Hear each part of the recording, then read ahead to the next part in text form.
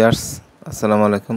জীবনের টার্গেট ফুল করার আরও একটি নাম আমরা এখন আপনাদেরকে জানিয়ে দিচ্ছি। মানুষ চাইলে অনেক কিছুই পারে। মানুষ চাইলে অনেক কিছুই পারে। দেখি কি বলছে।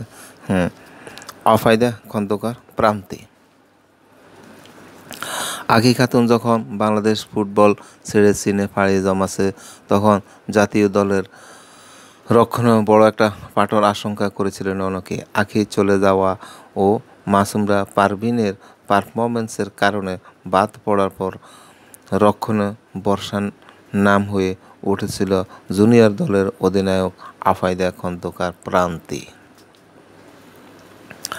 বিদ্রোহী ফুটবলারদের বাধা দিয়ে ইংলিশ কোচ পিটার বাটলার যখন একটি তারুণ্য নির্ভর দল নিয়ে সংযুক্ত আরব আমিরাতে গেলেন দুইটি প্রীতি ম্যাচ খেলতে, তখন অধিনায়কের দায়িত্বটা নিয়েছিলেন আফাইদের কাঁধে।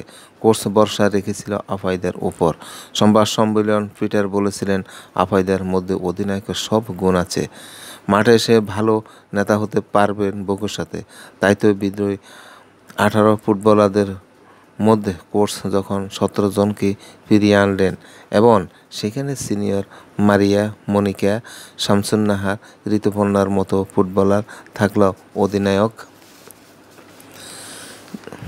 তিনি রাখলেন আফাইদাকে। আল্লাহ হাফেজ। আজকে এই পর্যন্ত। সবাইকে অনেক অনেক শুভেচ্ছা।